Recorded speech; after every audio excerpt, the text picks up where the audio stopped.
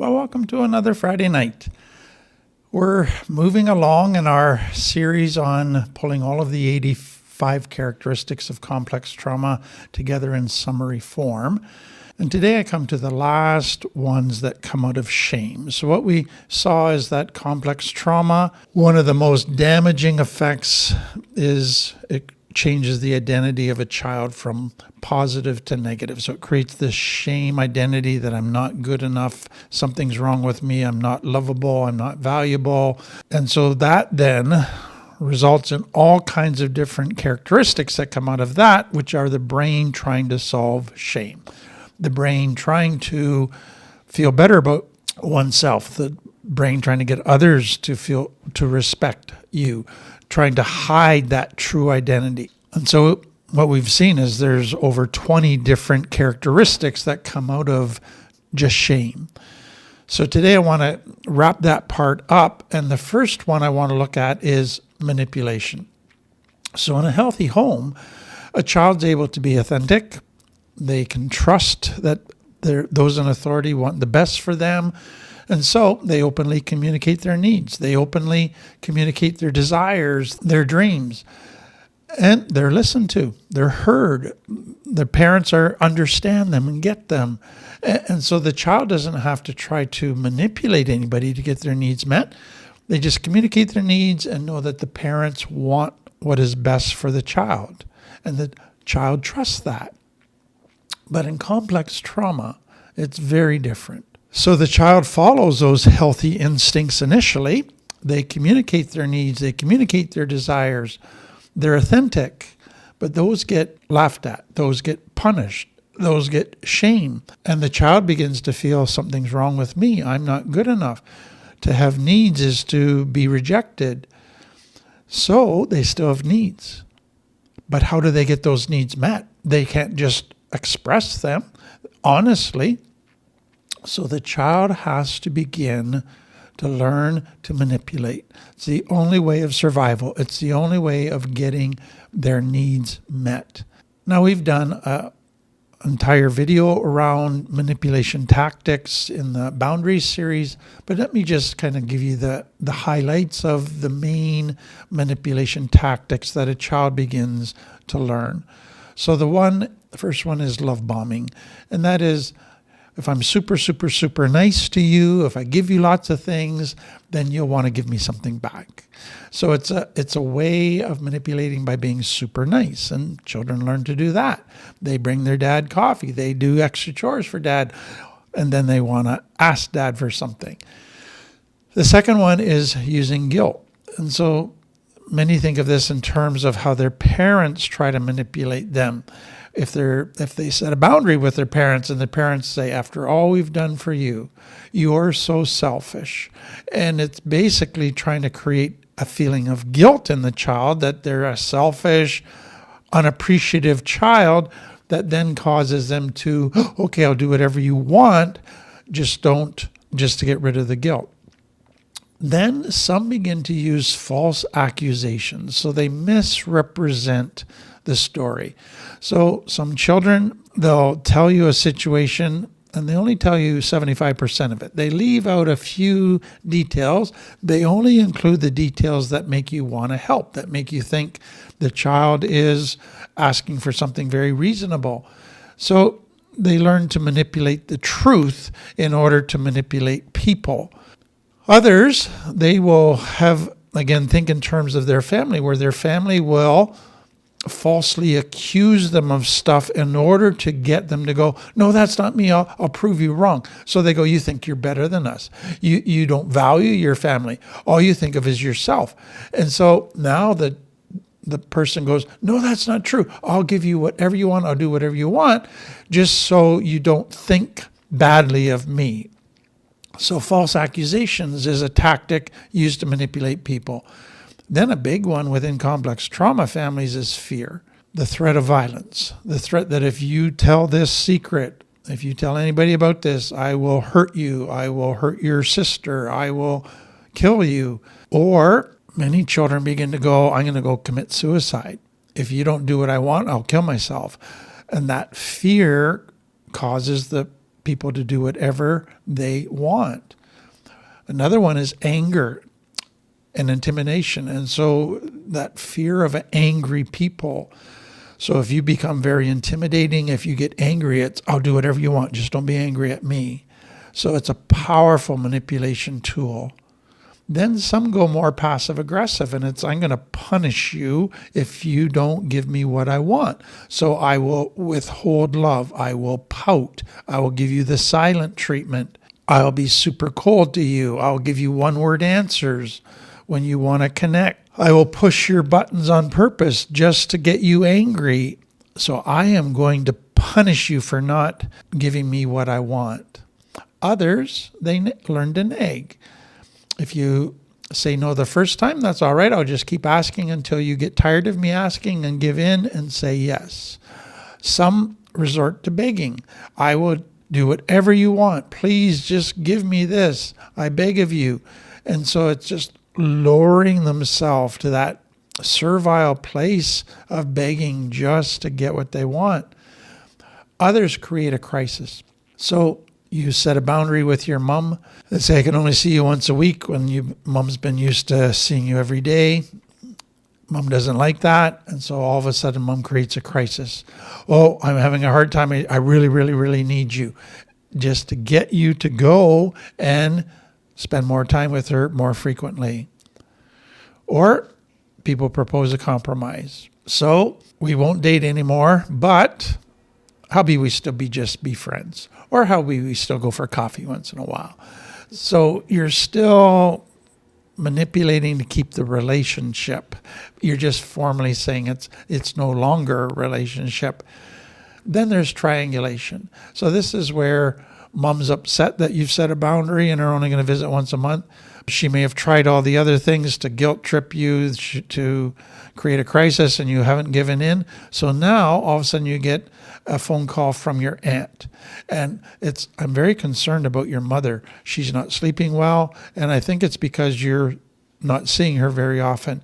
And so now you're getting a third party that is voicing mom's request. Then you can they can then start including all kinds of different friends and family members who start coming and taking you aside and talking to you and putting pressure on you to go back to do what mom wants. So these are called hooks, where the person who doesn't like the boundary is trying to hook you back to the old boundary, and they're manipulating you by playing off different emotions to get you to go back to the old boundary. And then some people, they recruit support, not just from family, not just through triangulation, but they go, oh, wow, I was on Google and I found out all this information that you need to see your mother more regularly. And they present all the experts say evidence to try and add pressure to you. So manipulation, if that became a child's way of surviving, to come into recovery, and to realize manipulation absolutely destroys trust in relationship.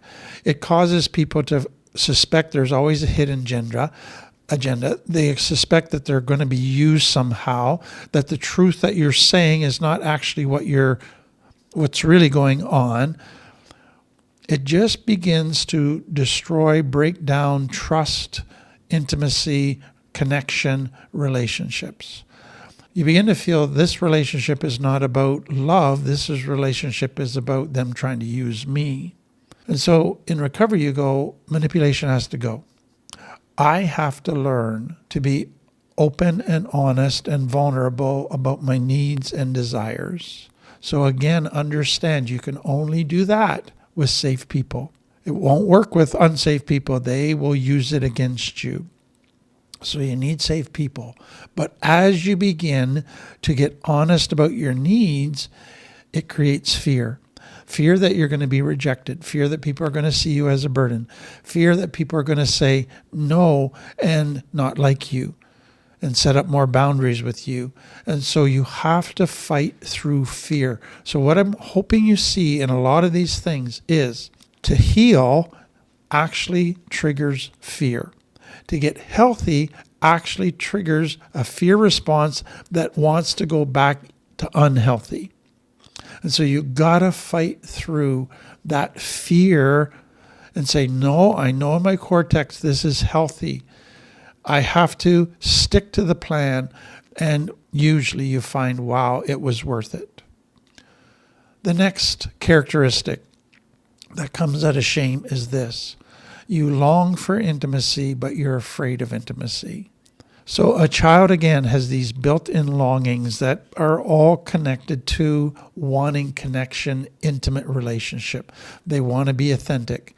They want to be known intimately. They want to be fully accepted.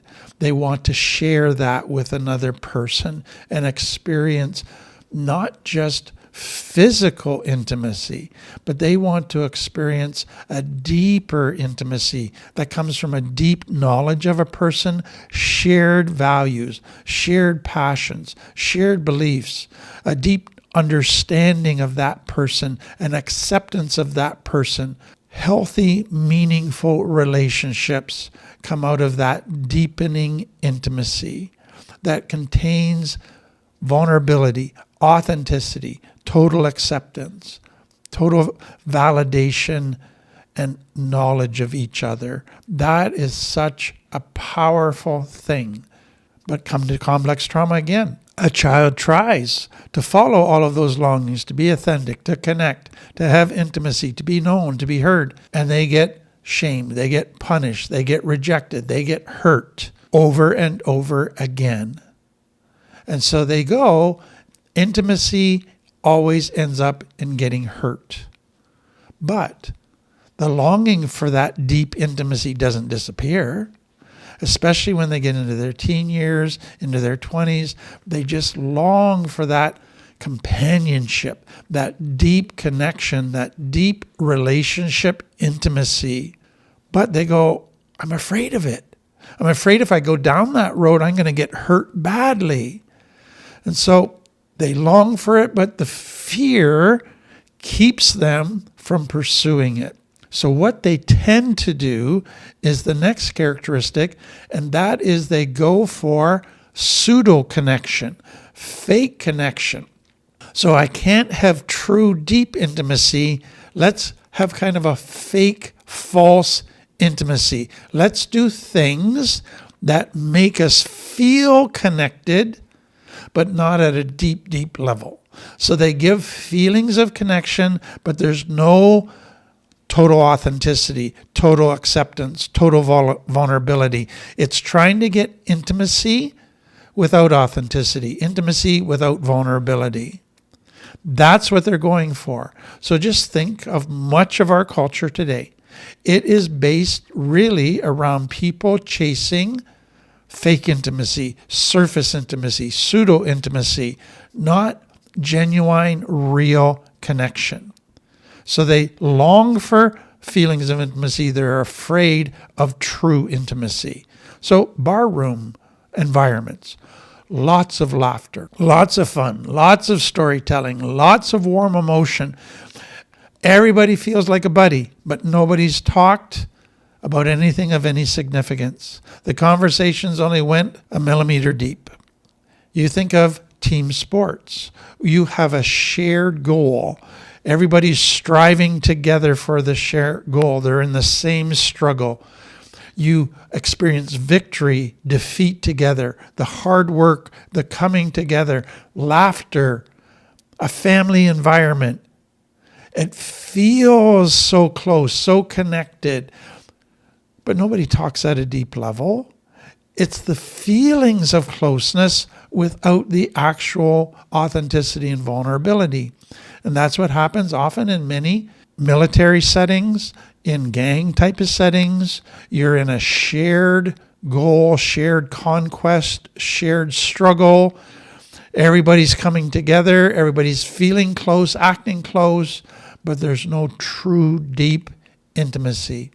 Then you get people that come together with a shared common interest, a shared trauma, a shared goal, a shared hobby. They bond over one topic. They connect over being able to open up about one topic. And sometimes when they open up about that one topic, it goes deep. It gets raw. It gets real. There's emotions involved. So there's vulnerability in one area. There's coming together, shared goals and desires and passions in one area. And you go, oh, we're so close. But that's only in one area. That's only in one part of you. You don't know the rest of the person. So it creates strong, intense feelings of connection, but only around one area. So I hope what you realize is surface connection, pseudo connection, yeah, there's a place for it. It's meaningful to a degree. It gives good, warm feelings, but it's not true connection. It doesn't satisfy the deepest longings of the heart. It's not based on true authenticity and vulnerability. It's based on hiding. It's based on not being authentic totally. So, what, again, I want you to understand is we all need deep intimacy. We all need true connection. Surface connection is great in superficial friendships and casual friendships, but we need a soulmate. We need close friends where there's total authenticity, where there's ability to be totally vulnerable, where there's acceptance, where it's safe to do all of that, where we're understood, where people get us. We share all parts of life, intellectual, emotional, relational, spiritual. That's what we need to get healthy. And so in recovery, it becomes very important to at least try to find one person that you can begin to gradually build towards deeper and deeper intimacy, deeper and deeper connection. Now, you have to be careful because a lot of people, they go to physical intimacy too quickly. And all of a sudden they go, oh, we got physical intimacy, we're really close, we're in a relationship, and they forget all about the other forms of intimacy. Really work at, I want to have soul intimacy. There has to be getting to know each other, a deep knowledge, shared experiences, talking about a broad range of things, sharing all kinds of different emotions. Then, as we do that gradually over time, there's this growing sense of connection and intimacy. That's where the focus needs to be. So, I need to add this. For some people who basically as a child in complex trauma say intimacy always results in pain, therefore forget relationships. But they still have a desire for connection and intimacy. And so what they then do is discover, usually by a fluke, that if they connect to certain activities, it gives the feelings of intimacy. It releases chemicals in the brain that make you feelings of connection. So what we've learned is when people engage in sex or watch porn, releases oxytocin, releases dopamine, releases serotonin. Those are the chemicals of connection.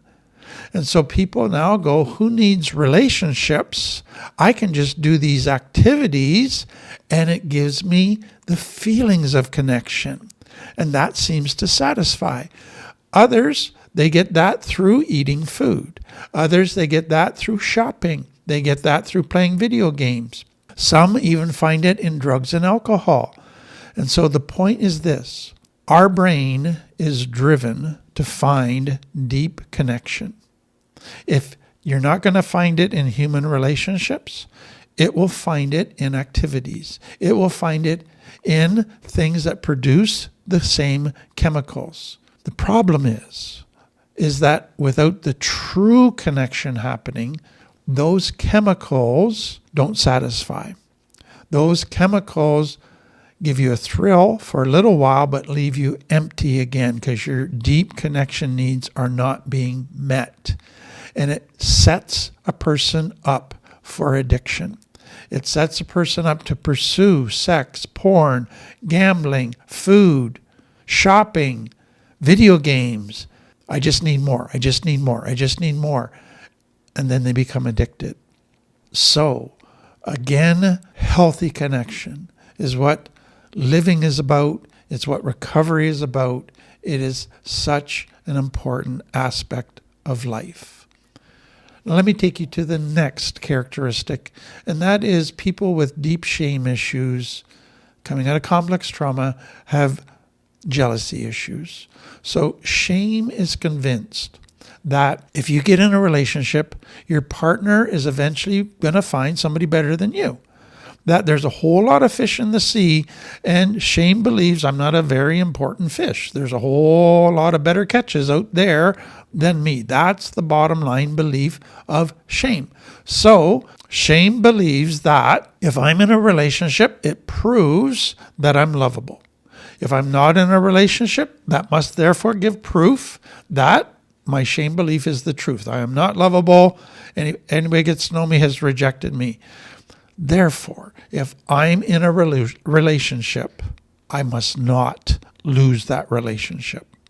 I have to hang on to that relationship to continue to convince myself that I'm lovable. To solve my shame is what it's really trying to do. But there's another component that comes out of complex trauma that feeds into jealousy. Most people with complex trauma, children, it's not just that they lived in an environment where their needs weren't met, where they didn't feel safe. They were betrayed by their parents. They experienced the violation of trust over and over again. Promises broken, parents not being there for them, not being able to depend on these parents to meet their needs, to care for them, to nurture them. And so betrayal trauma is part of complex trauma. Violation of trust is part of complex trauma. And so now, when they get in a relationship, they expect to be betrayed. They can't trust anybody. Trust, if you trust somebody, you're setting yourself up to get hurt. So that feeds into jealousy. And so what does the person do where they're in a relationship? They're afraid of losing that relationship because that'll prove that they're not lovable. That'll expose their shame to everybody. They got to keep the relationship together. So they use fear. I will make that person afraid of leaving me. I will make that person afraid of having any other friendships, of even having relationships with their parents. I will use my anger. I will use abuse. I will threaten them. I will keep them afraid of ever leaving me. Then I will manipulate them all kinds of different ways to try and get them to never leave me, to continue to stay with me, even though I'm not meeting their needs, even though this relationship is not satisfying for them. I will love bomb them. I will guilt them. I will threaten them. All kinds of different things that we just talked about. The ultimate for many people, and this one takes time, but it's gaslighting. I will slowly wear them down so that they no longer trust their own thinking. They no longer trust their own perception, but they now trust me more and more to think for them. They trust me more and more to perceive reality. So I will do things early in the relationship to say, no, you're not thinking right. Oh, you didn't see that correctly. And they will start to doubt themselves. They will start to give me more weight in their thinking, me more weight in their perception.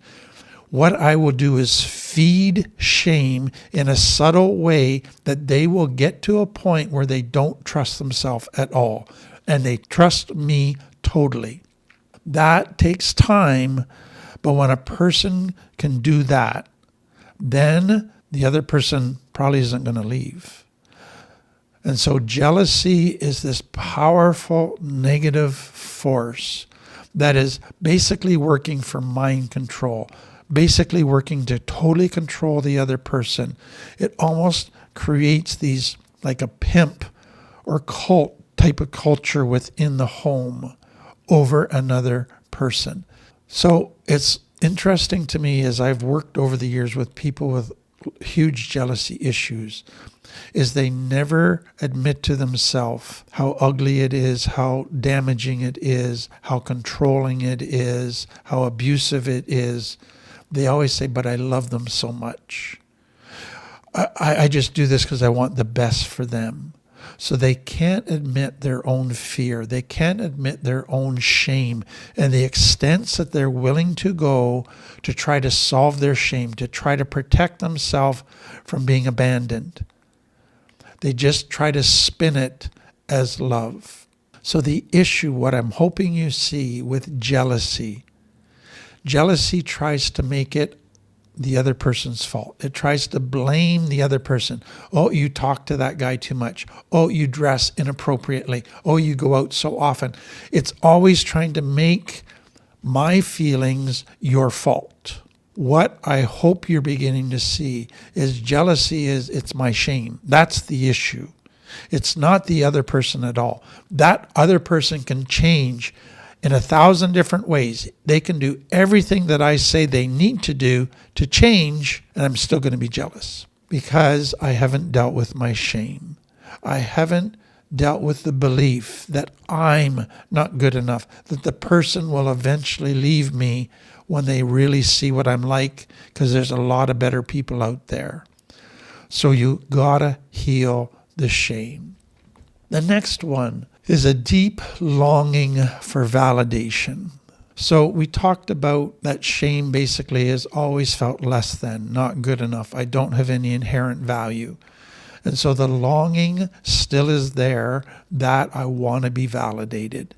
Now, let me just add a piece to this. So just being in complex trauma where your needs aren't being met is a child begins to feel that they don't have value, something's wrong with them, that's why their needs are not being met. But many families in complex trauma, they operated off a belief that the worst thing you could create in a child is pride, where the child thinks they're better than everybody. And so their solution to that was don't validate your children because you might give them a big head. So never praise them. Never talk about how great they have done, because then your child's going to get a big head and they're going to become proud. It's a totally wrong understanding of validation. Validation doesn't lead to pride. Shame actually leads to pride.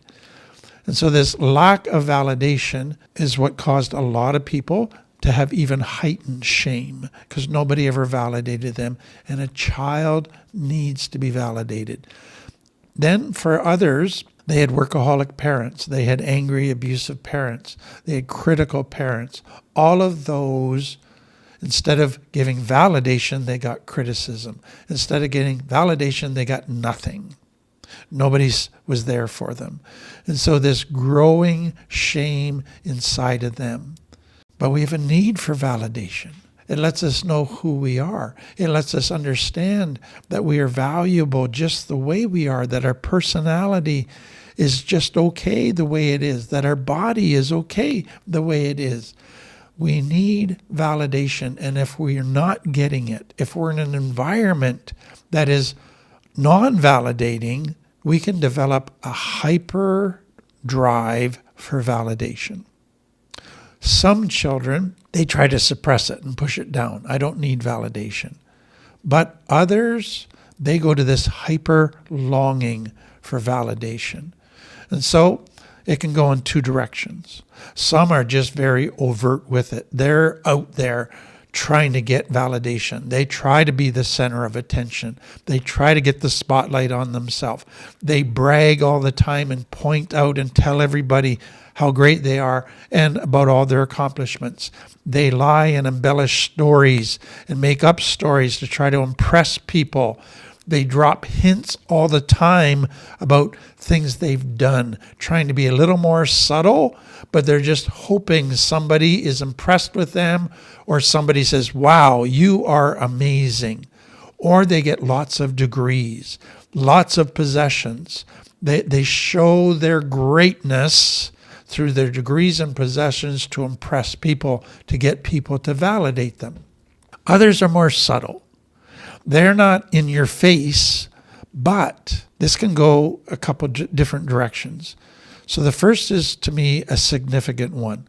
I've had so many clients that every time they get a new job, every time they accomplish something, the first thing that pops into their head is, I wonder if dad will be proud of me.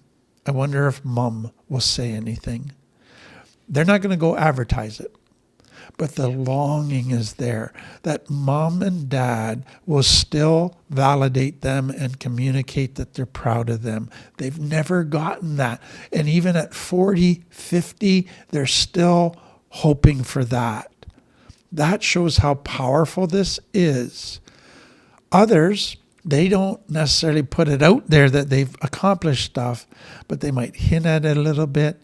They might just do little things that they hope draw attention to something that they've accomplished. Or some, they just do really, really nice things for people. And the reason for doing extra nice things for people is that somebody will say, thank you. Somebody will say, you're so wonderful. Somebody will validate them. So they're not going to ask for it. They're just going to do things and hope that somebody validates them. And that can drive them. Once they get a few people, when they do nice things and a few people compliment them and praise them, now they can just be driven to keep doing nice things constantly. Because that longing, they're so thirsty for validation. Now, I need to add something here. Some children didn't get validation from their parents. They had workaholic parents, they had angry, critical parents, but they longed for validation. The first thing they got validated for from a friend, from a teacher, from a relative, all of a sudden that created this thirst. And they began to do that thing over and over again. So we talked about this in the last video. For some it was being funny. For some it was being good in a certain sport. For some it was a certain hobby. For some it was their looks. All of a sudden now they focused on that. But what we saw is now they're looking for their value in externals. Now they always have to pursue only that, and they begin to pursue it in unhealthy ways, and it actually becomes destructive. There's another thing that I need to add, and that is that some children didn't receive any positive validation, but they got negative validation. They got noticed, they got attention, they got validated when they were bad, when they misbehaved, when they went against what mom and dad wanted. When mom and dad got angry and gave them attention, that was a form of validation. And so to the child, it was even negative validation is better than no validation at all. What often happens with that is they then begin to continue to do what gets them the negative validation. That then attracts a certain peer group, other kids who are in the same boat. They now form a group and they respect each other for how bad they are, for how tough they are, for the trouble that they get in. And so they validate each other now. Then for some, that leads to now they develop an identity that they're the bad kid, that they're the kid that steals all the time, that lies all the time, that breaks the neighbor's property all the time. And that identity becomes something that's respected. So this can just build in more and more negative directions. The next characteristic is people with shame become hypersensitive to disrespect. So if you look at complex trauma and shame, it comes out of an environment where you're not treated with respect, where you're neglected, where you're abused, where you're laughed at, where you're criticized, where you're abandoned. All of those communicate disrespect. Or you even you're compared with others. You're made to feel like you're a burden, that you're a failure, that you're a mistake. All disrespect. So disrespect is part of shame. That's what a shame is I now feel disrespect for myself. I now feel I don't deserve respect. I have to earn respect. But what is important to understand is that disrespect hurts a lot. Disrespect spits on my value. It says I'm a zero. It is like pouring salt in a wound. Disrespect is a very, very painful emotion because it's a statement about my identity that's very negative. So for children growing up in complex trauma, disrespect can be verbal, but disrespect can also be how people treat me. They don't see me, they don't hear me, they ignore me. All of those, disrespect, disrespect, disrespect, it is so painful. And so what happens when a child's in an environment where they're experiencing disrespect every day? That's complex trauma. Is the child begins to do a couple things. Number one, they believe that everybody looks down on them. Everybody sees them through the eyes of disrespect. They assume that now. Secondly, that then means when they go into relationships, they read disrespect into situations where there's no disrespect at all. So let me give you an example. I was teaching at a seminar, and afterwards people come up and talk to me and ask me questions. And so there was a line of people waiting to talk to me, and there's a person talking to me. All of a sudden, this person came up, and they tried to butt in front of the line, and they tried to interrupt the person who was talking to me, and they wanted to talk to me now. And I just very respectfully put up my hands, just, sir, if you could just give a minute here. I'm talking to this person, and I'll get to you very shortly. That person left in a huff. That person said to their friend, he just treated me with great disrespect. All I did was set a respectful boundary. But because of all of the disrespect they had experienced all their life, they now read disrespect into me setting a respectful boundary. So that is what happens all of the time with children coming out of complex trauma. But then it does a third thing. Now, if I sense disrespect, there's a powerful, intense reaction to stop it, to fight back. And so if I sensed respect, it could be true disrespect, or it could be disrespect that I read into situations where it's not even there. Now I am going to lash out. I am going to get angry. I am going to disrespect the other person. I am going to do all I can to hurt them worse than they're hurting me. So shame creates this powerful reaction every time that disrespect thing gets triggered. And wow, that can do a ton of damage in relationships, to children, to partners, to friends.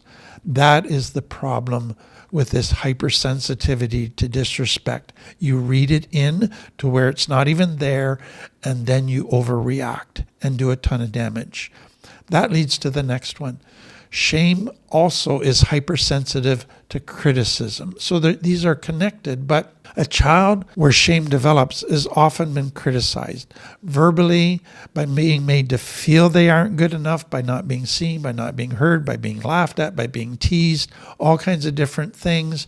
Many children grew up in families where it didn't matter how well they did, how hard they tried, it never was good enough. Their parents always found something to criticize about it.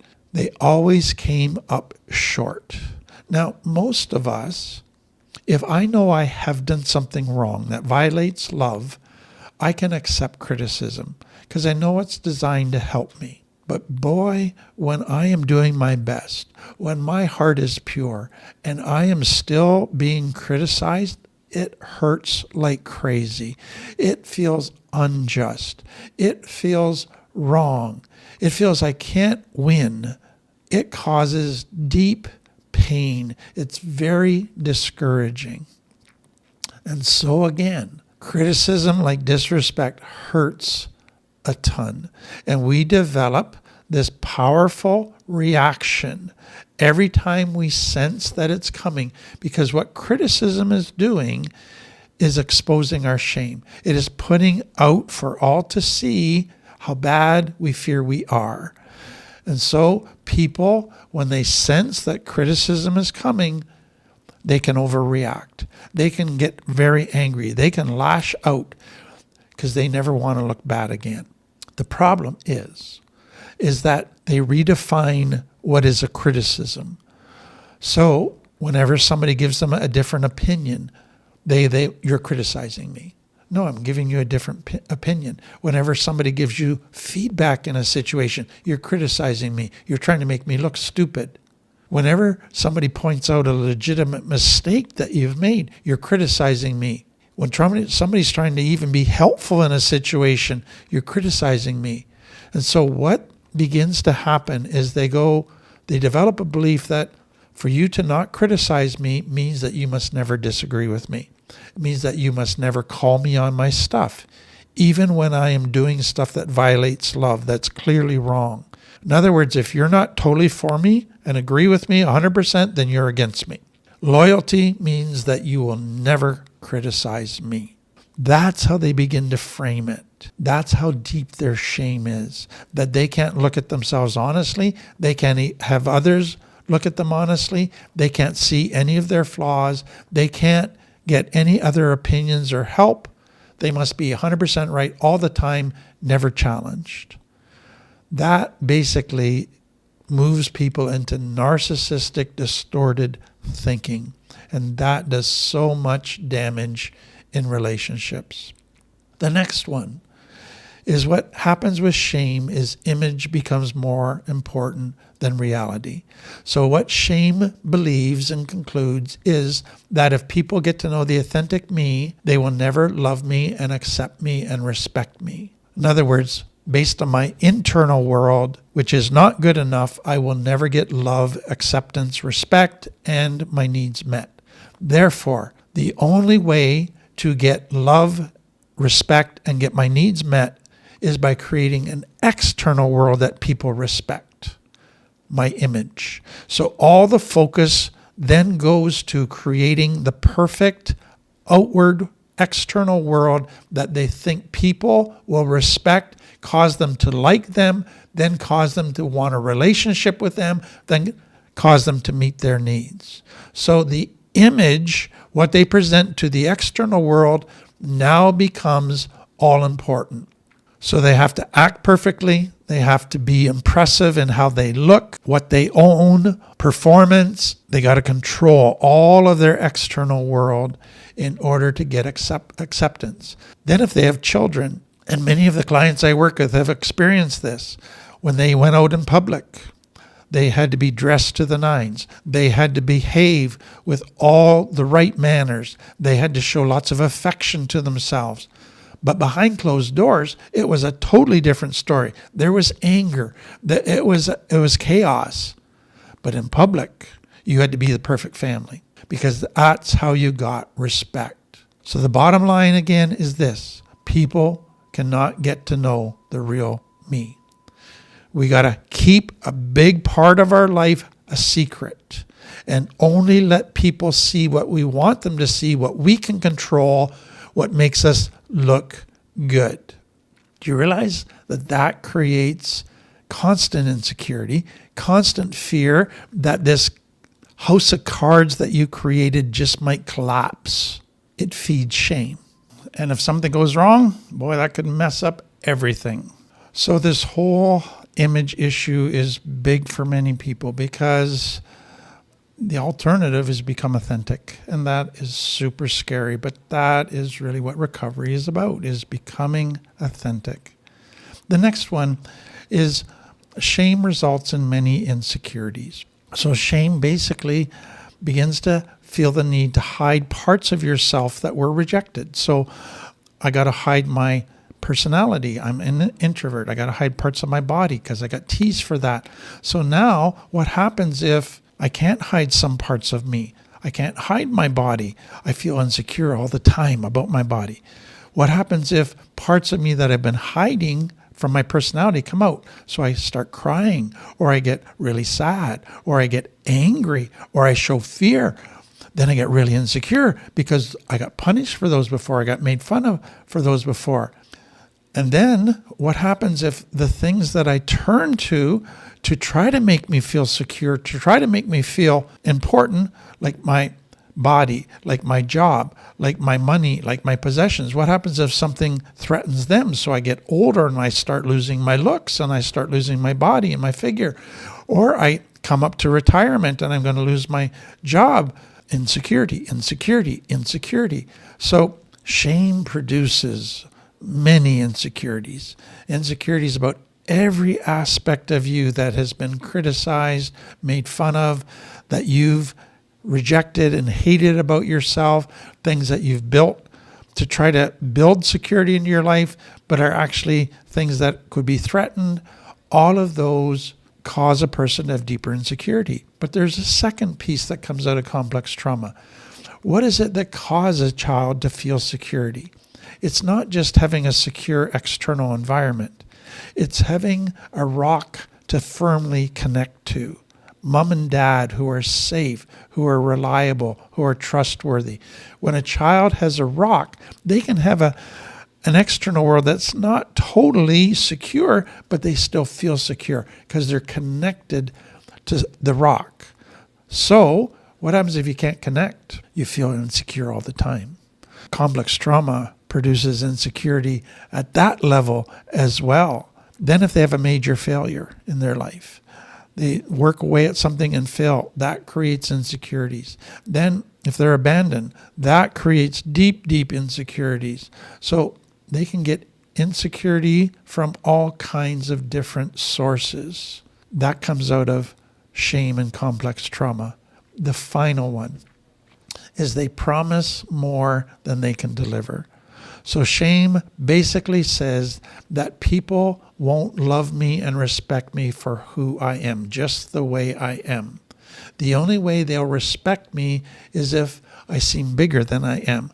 So I need to promise more than I can deliver.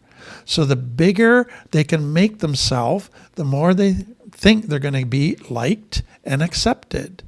And so let's promise the moon to everybody. Let's promise that, oh yeah, say yes to everybody, I can do this. Let's build ourselves up, make ourselves look really big. They set themselves up to disappoint people because they can't deliver. They're not Superman. And often they end up making all these promises and spending all kinds of time trying to wiggle out of those promises because they know they can't do it, and making excuses for why they can't do it, and still try to save face. So people from complex trauma with deep shame often end up promising more than they can deliver. So that's shame aspect. I hope it just fills out your thinking that of how complex trauma has affected you, that you can begin to spot some of these areas in your life and go, oh yeah, I can see now that that's not healthy, that ultimately feeds shame, hurts relationships, hurts me. I want to change. Okay, that's the end of another week. Thank you so much again for being here. We'll see you next week. Have a great week.